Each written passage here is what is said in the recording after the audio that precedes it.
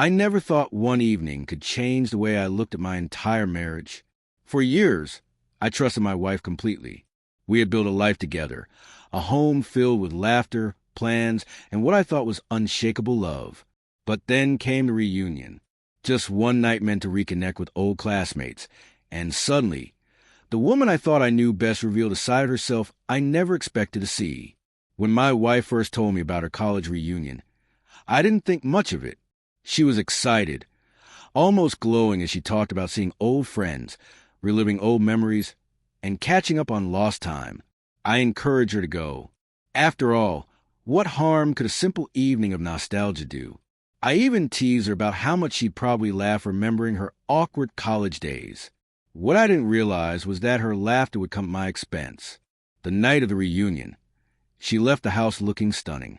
A little more effort had gone into her appearance than usual, but I brushed it off. I told myself she just wanted to look good for her friends.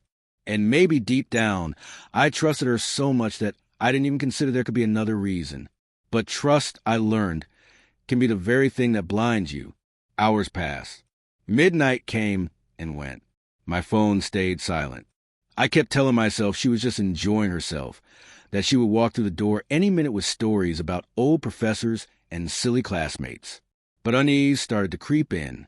The longer the night stretched, the more my gut whispered that something was wrong. Around 2 a.m, I couldn't shake the feeling anymore. I called her. No answer. I texted. No reply. And then, on impulse, I decided to drive toward the venue where the reunion was being held. I wasn't expecting to find anything. I only wanted peace of mind. What I found instead would burn itself into my memory forever. Her car was parked outside a small hotel near the event. My chest tightened, but I forced myself to stay calm. Maybe she was just helping a friend. Maybe she had too much to drink and didn't feel like driving home. I clung to those excuses as I walked toward the entrance, but every step I took felt heavier. Deep inside, I already knew the truth. I asked at the desk, and with barely a glance, the clerk gave me the room number. My hands shook as I made my way down the hallway. The muffled sound of laughter and whispers seeped through the door before me, and it felt like knives cutting through my chest. For a moment, I froze, wishing I could unhear it, wishing I could turn back time to when ignorance was still protecting me. But I couldn't, and I wouldn't.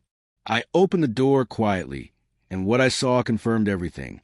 My wife, with him, her old college boyfriend, the man she once told me had shaped her youth but taught her nothing about real love. There she was, betraying every vow we had ever exchanged. She gasped when she saw me, scrambling to cover herself, stammering words that meant nothing. He just sat there, smirking, as if he had won some twisted prize.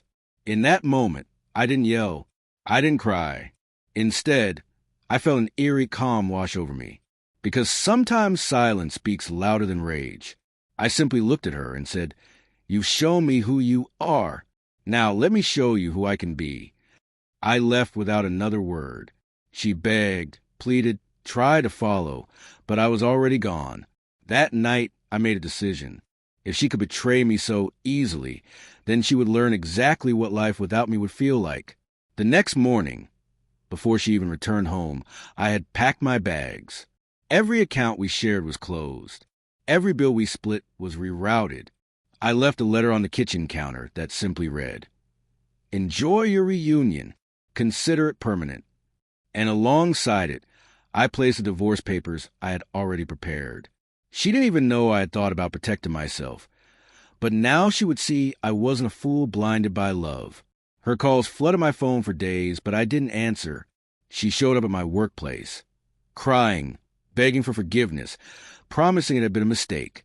But betrayal isn't a mistake. It's a choice. And once someone chooses against you, there's no going back to what was before. I told her calmly that she had made her bed, and now she could lie in it, without me. The true revenge wasn't in anger or in shouting or in trying to hurt her back. No, my revenge was the silence that followed. The emptiness of a house she once thought was hers. The loneliness of realizing she had traded a loyal husband for a fleeting night with someone who would never value her the way I once did. And that's what she lives with now. Not my rage, not my hatred, but the quiet weight of regret, because I walked away with dignity, and she's left with a memory of the moment she threw everything away for nothing.